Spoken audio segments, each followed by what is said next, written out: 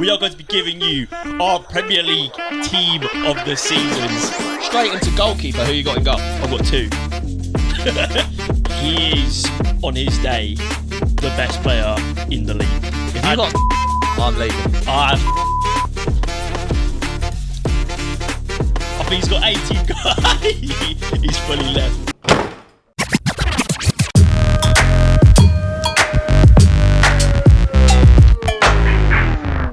Ladies and gentlemen, welcome back to the BoreDraw podcast, episode 97. And today, we are approaching the end of the season rapidly. There is literally one game week to go. There's a couple of midweek fixtures that will have happened by the time this goes out. But we are on to the final game week of the season.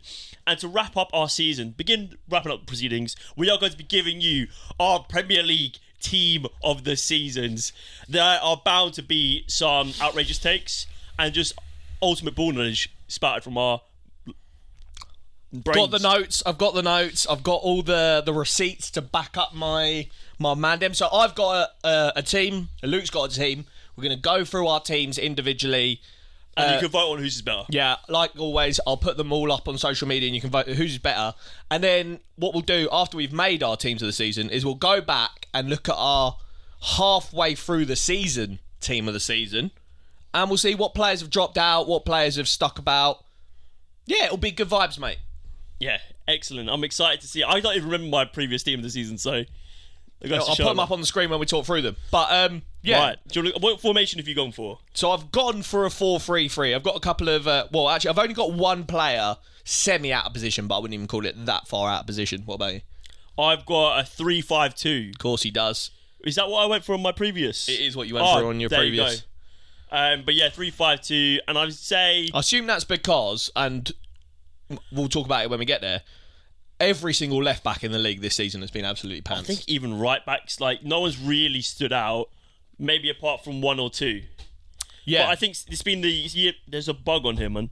It's been the year of the centre-backs. It has indeed, and that's all Pep Guardiola's fault. But we'll move straight into goalkeeper. Who you got in goal? I've got two. I was struggling to decide. What is this guy doing? I was struggling to decide Pick between one right now. Alisson and Raya were the two in my brain. Luke, I've got to make a graphic at the end of this. So No, I've got to pick one. Okay. But I need to give you my thought process. Oh, my God. Because that's what the people come here for. Okay, I've got David Raya. So, yeah, David Raya, for me, he's had an excellent season. And I like how far he's come from the beginning, where it was so shaky. Obviously, he had big boots to fill in, taking over what Ramsdale was doing. Agreed. And for that reason, I think I am going to go with David Raya. However, Alisson missed a lot of the season throughout injury. I think that's why he can't be in it. And Liverpool aren't in the title race anymore. And it's not all down to him. But for me, I'm liking what Raya's done. I think I like how he's been brave and he's made mistakes, but he's come back from them. And I think he's been a really important part of Arsenal's ability to build up through the back. 100%. Most clean sheets, won the Golden Glove, obviously. And like you said, I think he's grown into his time at Arsenal so commanding. I think my favourite thing about him, obviously, he was brought in for the ball playing and the calmness. But Ramsdale had that, probably to a slightly not a good extent, but had it. What he's got leaps and bounds above Aaron Ramsdale, and quite a lot of goalkeepers in the league, is his ability to come and claim crosses. I think that's one of the main reasons why we're so dominant. Obviously, we're dominant in the offensive box at scoring corners, but we don't concede many corners, and it's because, obviously, our centre-backs are Goliaths, but he comes and claims a lot of crosses. He's a quality player, mate. Yeah, I like it. Golden Glove, he's both our team of the season goalkeeper. Right back, so you don't have one. Don't have one. Okay, so my right back is Ben White. Do you just want to run through your back line? Yeah, all right, let's do it. I've got, 4... Actually, no, do your right back. Then we'll do our centre-backs together, and then you do left back. Right, yeah, right back, Ben White. 13 clean sheets. Obviously, there's going to be a lot of Arsenal defenders. Our defence has been absolutely immense this season. But yeah, Ben White has been a stalwart in that defence. We can talk about left back and how we've had to rotate Tomiyasu, Kivior, Zinchenko. Ben White on his side has been a stalwart. He had a bit of a shaky start of the season where he wasn't really getting up the pitch enough, and people were arguing, what is he really bringing to the team? As the season's progressed and we've kind of hit our peak, he's been one of the players that's kind of raised his level. 4 goals, 4 assists. That might not sound like mental numbers because we used to like the likes of Trent and Robbo dropping like double digits. But for like people were gassing up Pedro Porro, Ben White's got the same amount of goals and assists as him, like in total. So, and he's arguably a less offensive player, more defensive, which is why he's got so many more clean sheets. I think he's just been really good this season. Yeah, I completely agree. He doesn't make it into my team, but he has been absolutely outstanding. I think there's just been 3 centre-backs who've been more valuable. Southgate, swallow your pride, get the boy in that England Right, team. let's just... Well, we know who your best centre-back pairing are. Let's be honest. Saliba and Gabriel, I said it in the last podcast, they are the best centre-back partnership in world football. Yeah, I completely agree. And we saw I've it got again. them as my right centre-back and central centre-back. They're so good. We saw it again in the most recent game against Man United. Mate, and their partnership together is so... Mate, they feed off each other. You got one that's a bit more aggressive and assertive in Gabriel, and you got like the most calm, but like his recovery pace and just his footballing IQ for a 21-year-old. Saliba, mate, best Rolls Royce footballing of a prospect. defender. Gabriel also very good going forward, very good in the opposition box. For me, best centre-back pair in the league, maybe in the world. 100%. So yeah, they definitely make up 2 out of my 3. My third centre-back is going to be, who I believe you got a left-back, Yes. Jared Branthwaite. Come on, I thought you were going to say Virgil van Dijk. No. So Jared Branthwaite is a weird one because obviously Everton haven't had a great season. Wasn't a bad season considering how they started with the massive points deduction. But he's been a shining light. And I think it'll be a disgrace if he doesn't end up going to the Euros 100%. with the England squad. Left-footed, he's just so good in the air. Calm, composed on the ball. He's been the reason that Everton have been so good this season against certain games. Agreed. I'll hit you with some that game stats. against Liverpool, Yeah, well, he's a monster, mate. monster. And yeah. like the only other centre back I think that's in with a shout is Virgil van Dijk. Yeah. But I'll hit you with some stats. Go on. Everton, 12 clean sheets. Liverpool, 8 clean sheets this season. Mm-hmm. So Jared Branthwaite is already beating him in that sense. Virgil van Dijk, 2 goals this season. Branthwaite, 3 goals. So offensively, defensively, Branthwaite is a monster, mate. And like we said, for a lesser good team to put up Virgil van Dijk level numbers, mate, Everton will do well to keep him in the summer. Wasn't he the first player in Europe to make like more than 100 or like 50 or 100 combined headed clearances and recoveries? Something like that. I think he's an been absolute monster, mate. Player. Yeah, I don't know if he'll still be there come next season, I highly doubt it. but yeah, he definitely is due a shout for team of the season. Right, where you going next? What you got? A DM? 1 DM? Yes, I'd say 1 DM. I've got 2. All right, so I've Almost. got Rodri. I was torn between Rodri and Declan Rice. I didn't want to put Declan Rice in there because then when I post my team, everyone will be like, oh, he's a little Arsenal there. Blah, blah, blah. So I put Rodri in there. I think Rodri has probably, and it's not sexy, but he has probably been the best player in the league. Yeah, I agree. Over a level, he's just constantly hitting like 8 out of 10. I mean, we saw the point in the season where he wasn't there and Man City struggled. I think they've got some crazy stat where they're still unbeaten with him in the team. Yeah, I think it's like 70 now. Yeah, and he makes up one of my defensive midfielders. He's so good because Man City spends so much of the time in the opposition half, and he's so composed. Yeah. He's so composed around the box. He's so good at recycling the ball. But then again, he's so good at stopping counters. He just controls the game. And this season, he's getting goals as well, mate. Yeah, and he's clutch. Yeah, he's big clutch. time. I mean, scoring a Champions League final. So for me, he's got to be in there, and I think he's without a doubt the best DM in the world. Yep. Second, though, is Declan Rice. Well, it's funny you said that because my second DM is Declan Rice. I've got a 3-5-2 with sort of 2 DMs. Rice can push you up and make a... Yeah, I was thinking of changing my formation to get Rice in there. He's probably my most notable omission. Yeah, I don't think there's anything much needed to say. Declan Rice has been absolute night-and-day difference in that Arsenal midfield. Defensively, they've improved since last season. Crazy numbers, mate. And his ability to play sort of 2 roles. He can play that screening number 6. He can also play that marauding, strong, tall central midfielder, making late runs into the box. Getting goals, We've seen him as well be useful in set pieces, taking a lot of the corners, a lot of the free kicks. His delivery is pinpoint. 100%. He's so good. And when he's not taking them, he's in and around it, getting involved. Often found on the edge of the box, scoring, a couple goals from outside the box. I think he's just such an all-round monster. He could do everything. Defensively, he's good going forwards. And for me, he has been the reason that Arsenal have been able to keep pace with Man City this season. I think he's got more strings to his bow than Rodri. But Rodri probably does everything at a slightly higher level. Yeah, completely agree. But Declan Rice, way better than Thomas Partey. Yeah, Thomas Partey had a bit of a stinker against Man United, actually. I saw a tweet where it's like, if Thomas Partey was a horse, the owner would be getting the shotgun ready. Which is mad. Let's move forward. So I've got kind of like a 2-8 situation. Okay. What are you doing in your kind of forward area? I've got 1-10. Okay, and then I've got a left mid and a right mid. Okay, so let's do my 2-8s and then we can do your 10. I've got Odegaard as one of them. Is that controversial? I don't know. I don't think it's controversial. He started the season a little bit slow. I think there's just so many good 10s. But so did Arsenal. Whereas now... So I'll hit you with some numbers. 8 goals, 8 assists. Isn't groundbreaking. I think last season he had double digits. Obviously there's still time. There's a game left. But what I want to say is most through balls in the Premier League this season with 39. Does that mean through balls landing at someone's feet? Yeah. The next highest is 30 from Lucas Paquetá. How many was Odegaard on? 39. So he's 9 higher than second place. To be fair, Paquetá has missed way more this season. So I'm saying, Paquetá will probably be right up there. I'm saying if we had a killer up top, this guy would be on 20 assists, I reckon. So get this man a striker that can put a chance away. Like Havertz is starting to get into the vibe, but I still don't think he is an out-and-out number 9. He's not the killer that you need. So get him an Isak, get him a Victor Gyökeres, and you watch this guy's numbers absolutely explode.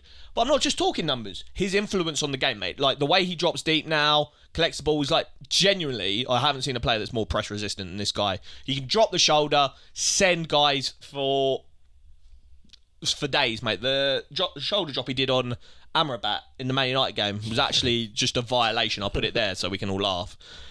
Yeah, my guy is just so techie, and he's, I don't know, he just controls the games, and you can see why Real Madrid signed him as a 15-year-old, because he's a special player. Yeah, I think he's had an outrageous season. I think he's shown a lot of maturity in the role that he fills in our Arsenal team. A lot of the time where the games aren't going to plan, or it's getting a little bit shaky at 80th minute and it's 0-0, he's the player that they're looking to that provides that bit of quality, He's just pure quality, but not even just that. Like, I think why I like him as a player in this Arsenal team more than I liked Ozil is because Ozil's pure quality, but doesn't really do the dog work. Martin Odegaard's leading the press in the 80th minute. He's the one running more than everybody else. And that's what you want from your captain, to lead by example. I think, it's just such a proper player, mate. So you've got, at the minute in your midfield, Rodri and Odegaard. And then next to Odegaard, I've got Philip Foden. Philip Foden, 17 goals, 8 assists. Best player in the world at the minute. Flying at the moment. So I've quoted this guy on the podcast a couple of times. Talk CPFC. He's one of my favourite content creators at the moment, I reckon. He's very kind of level-headed Palace fan. And he did a video on Phil Foden about everybody. So everybody is kind of saying that Phil Foden is absolutely a shoo-in, miles ahead for the player of the season. And he kind of just said, is he really though? Like,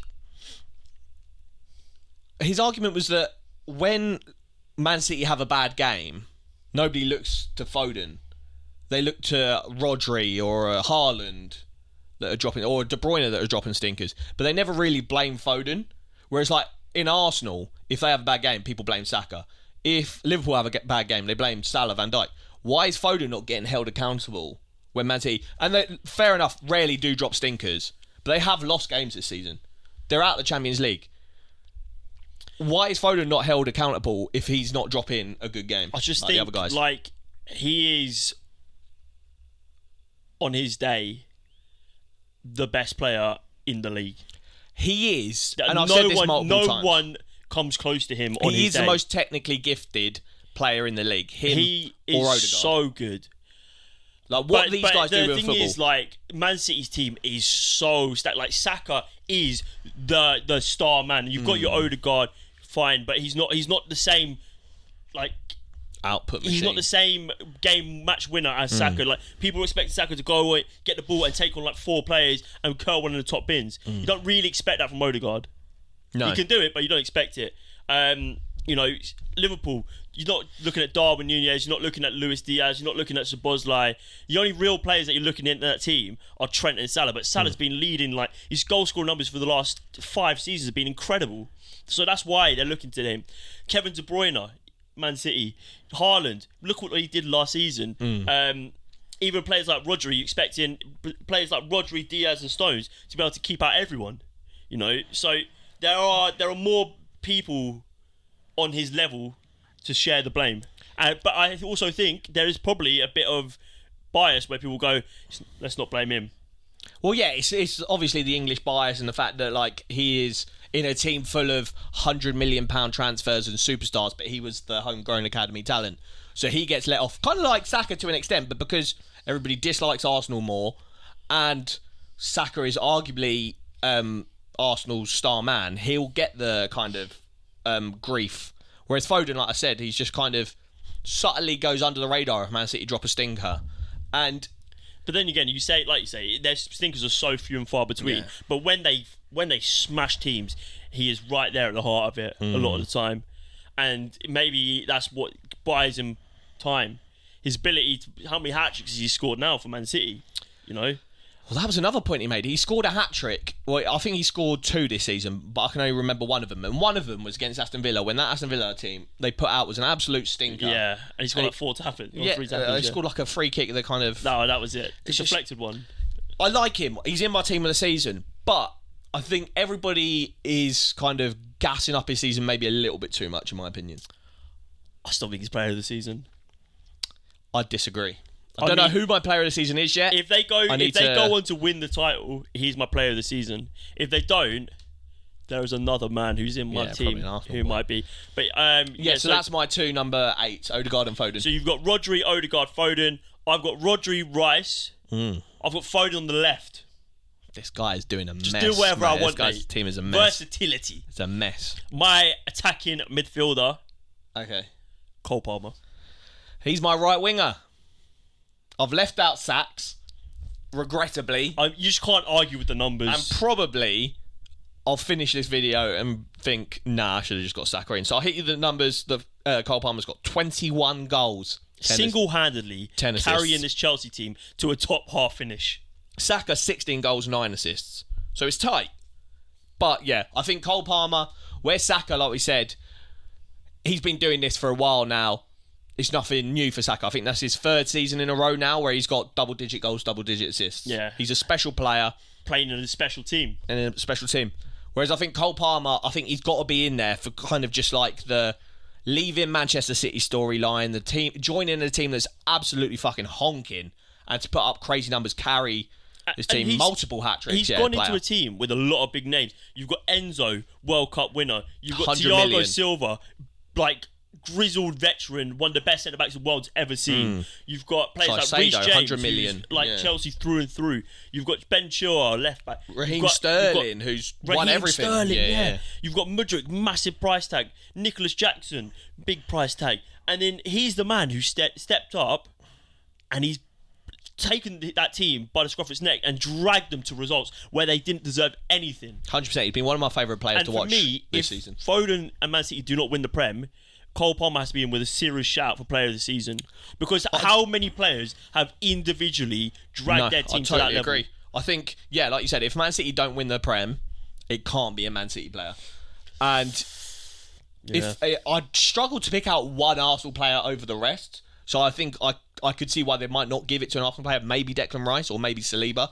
But yeah, I think if you're looking at individual impressiveness, yeah, it's Cole Palmer. Yeah, some of the stuff he's done and special. Yeah, I mean, to have him and Foden at your disposal for England is going to be disgusting. 100%. So yeah, I've got Rodri, Rice, Foden on the left, Palmer in the middle. Who have you got on your right side? This might be a bit contentious. Oh my god, he's got Salah. This was the one that I had the most trouble with. I had a few names. If you got Salah, I'm leaving. I have Salah. I think he's got 18 goals. He's fully left. 18 goals, 10 assists, and he's had a stinker of a season. Saudi's calling, brother. But For he's you also- and Salah. He's put up better numbers than Saka, right?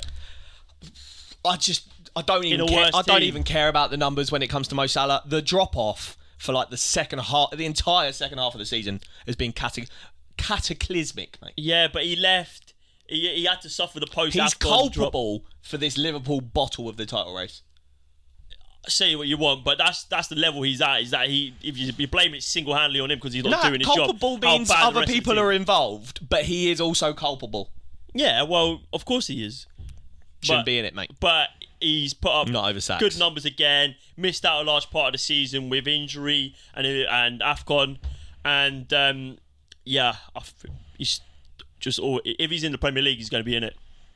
Disagree. But so does that mean you got two strikers or what? Dos strikers. This guy, man. All right, hit me with. Actually, no. I'll do mine. Oh no, I haven't told you my left winger. You got. So I've got Rodri, Foden and Odegaard. Right wing Cole Palmer. Left wing. Here we go. Anthony Gordon. Yeah. He's been so good. We can make a discussion about Newcastle. Kind of have they underachieved this season?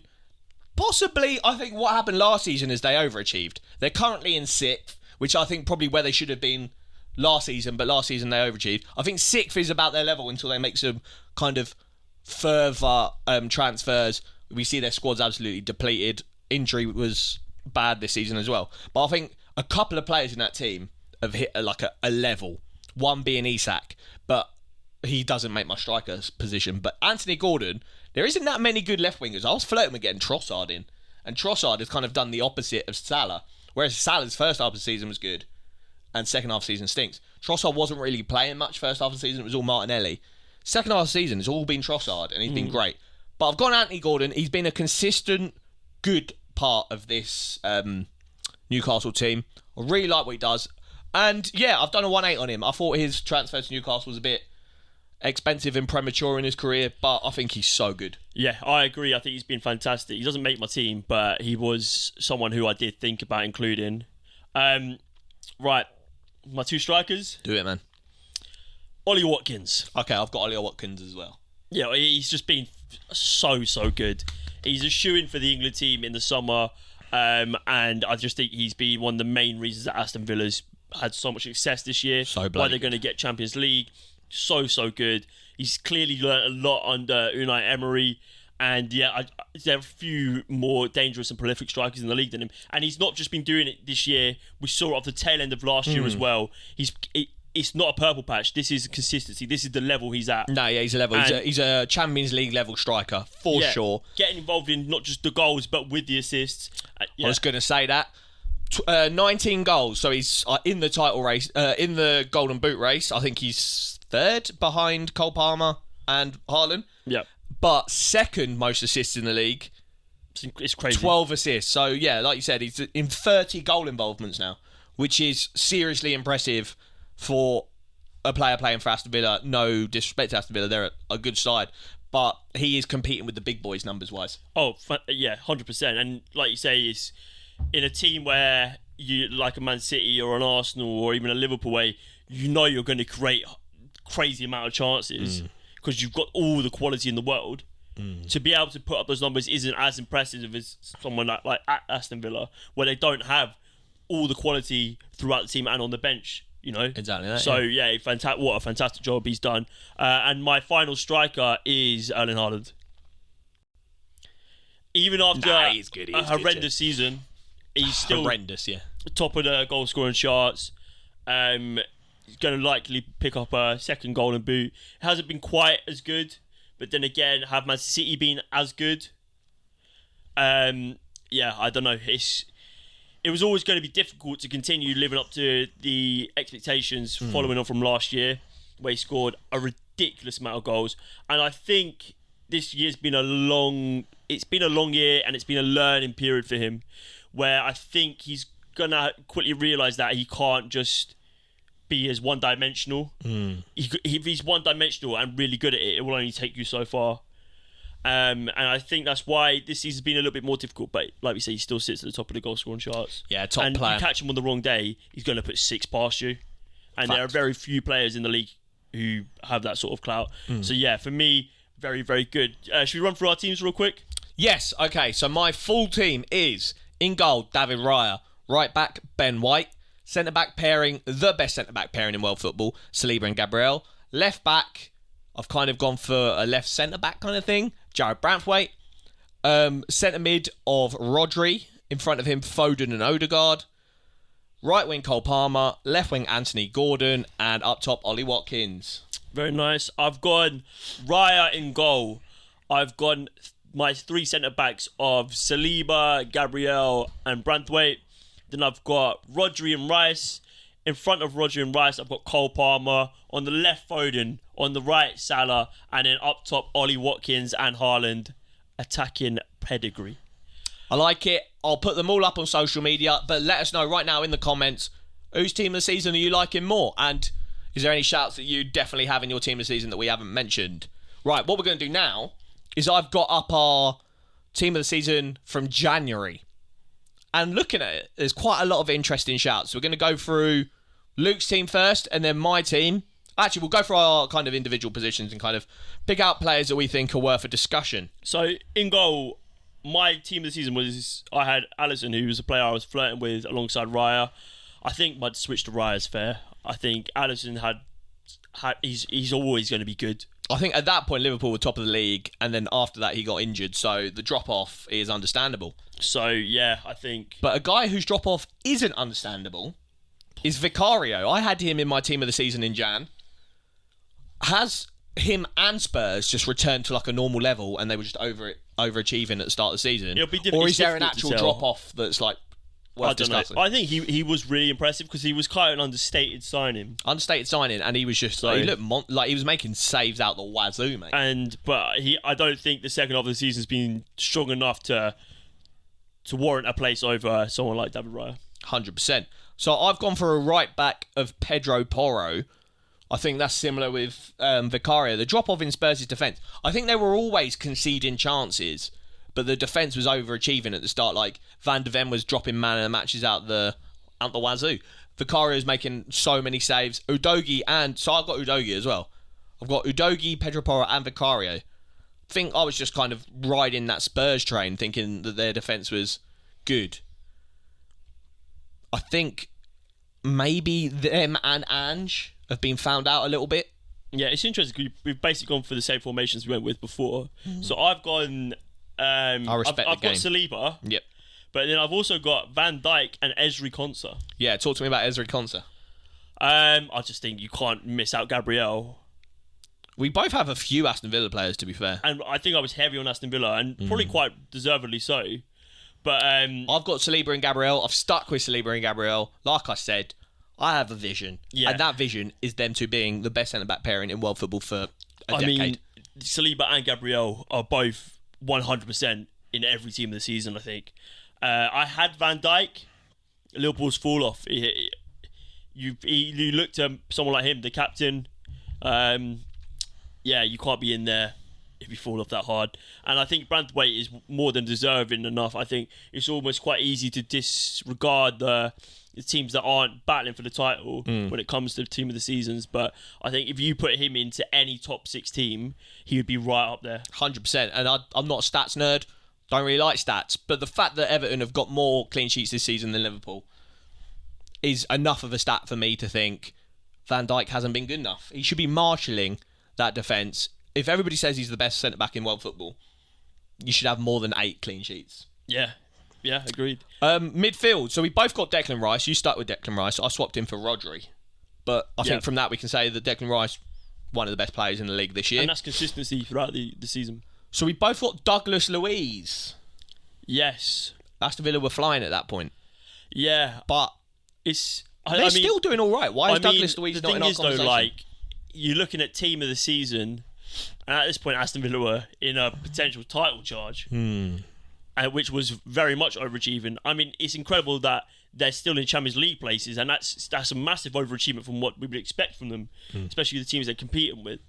But you've got to look at Man City have just been a force of nature again, and that's mainly due to Rodri. We saw how they struggled without him. So for me, he's got to be in there. I think it's just the quality in the sort of like central midfield areas is where Douglas Luiz is fantastic and would be a fantastic addition to any squad. I think he could play a role for Man City. He could play a role for Arsenal. Agreed. But you can't have three defensively minded midfielders. Let's talk about two rogue ones. So I've got Lucas Paquetá and you've got John McGinn.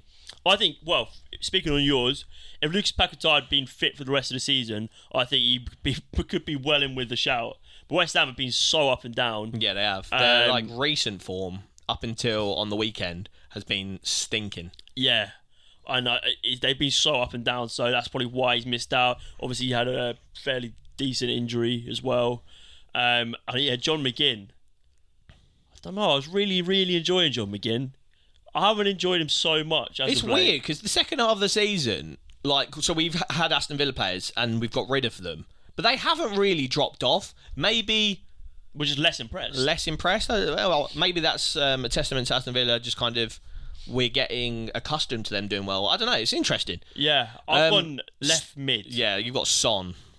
He was doing well. Well, it's kind of like the Spurs effect with Porro and Vicario. Yeah, 100%. I mean, first start of the season they were really good, and then we sort of gave them their dues when they had that game against Chelsea where they lost like Romero, Van de Ven, Udogie and Maddison to injury, and it all fell apart. And we sort of said, well, they've got a bit of an injury crisis now. Let's judge them sort of when that returns to normal. And Son's been good, but I don't think he can play that number 9. I've seen people talking about cashing in on Son, and I think that might be the case. But shout out our boy Sonny. I like Son. But he's not making team this season. Yeah, no, it's interesting. And then you've got Salah still, so nothing new there. Jared Bowen, interesting. I had him as my right winger, and I think kind of like Lucas Paquetá, if West Ham had kind of kept an upward trajectory from the start of the season where they were quite good, maybe they'd be in with a chance. But I think West Ham have had a bit of a fall off, maybe to do with the whole is Moyes staying, is Moyes leaving kind of thing. Who knows? But yeah, I think he is a top player. I think he deserves a big not move. Touted him with moves. I have suggested him as a move for Man United. Yeah. I think he's so good. He's got just like the right kind of attitude that you want. Do you think he's got to be in the England squad? As that second place to Saka? I think so. If you're going to play Cole Palmer in the middle, then yeah, definitely Jared Bowen as a backup to Saka, 100%. I've got Dom Solanke up top. I think it's a very valid shout. I was so close to putting him in, and then I just looked at Watkins' stats and kind of what he was doing. I just can't ignore that kind of numbers. But Dom Solanke, for a Bournemouth side that were kind of at the start of the season, new manager, people didn't really know what to expect. Are they going to get relegated? New ownership and stuff. He has dropped 19 goals. He's so good. He's a bagsman and should be on that plane. And he's so good on the ball. Should be on that plane for England, mate. Yeah, I mean, we are quite blessed going in the midfield areas and particularly the forward areas. But England's struggling at the back. 100%. And then I had Ollie Watkins at left wing, so I've moved him centrally and brought in Gordon. Ollie Watkins and Haaland, the same strike force. 100%. And neither of them have really let up. I mean, Haaland's had a dip in form, but it still sits top of the goal scoring chart, so I think it says it all. Do you want to quickly give a manager for your team of the season? Yes. While I was talking about Bournemouth, it made me think, I think Andoni Iraola might be my manager. If Arteta, obviously we're recording this before the end of the season, if Man City somehow don't get a result against Spurs or West Ham and Arsenal go and win the league, it has to be Arteta. So 27 wins so far this season, 28 if whatever happens against Everton, but 27 wins in a Premier League season is a new record for Arsenal. Yeah. He is breaking records, and the only issue is he's taking on an absolute force of nature in Man City. I thought we were about to say frauds of nature. Or 115 charges of nature. But yeah, he is a special manager, and I think if Arsenal win the league, he is my manager of the season. But right now, Andoni Iraola, for what he's done with that Bournemouth side, I think he's due some vibes from the BoreDraw podcast. Yeah, I like Iraola. We said it at the beginning of the season he'd be our one to watch out for. We touted Bournemouth to do fairly well, and he had big boots to fill because Gary O'Neill had done a really good job there. But for me, I'm going to go Unai Emery. I think Aston Villa, almost being safe with 2 games to go in the Champions League spot, battling against the likes of big spending Chelsea, sort of an upsurgent Spurs, Newcastle, Man United, who spent big money, Newcastle, who are meant to be the next big thing. Yeah, he's done great. I mean, even De Zerbi's Brighton were going to be challenging. He's done the double over Arsenal this season. Yeah, done double over Arsenal. Beat City. Man City in probably the most convincing beat of Man City I've seen for a very long time. 100%. And I think he's just done an absolutely outrageous job. Be disappointed how they performed in Europe, I think.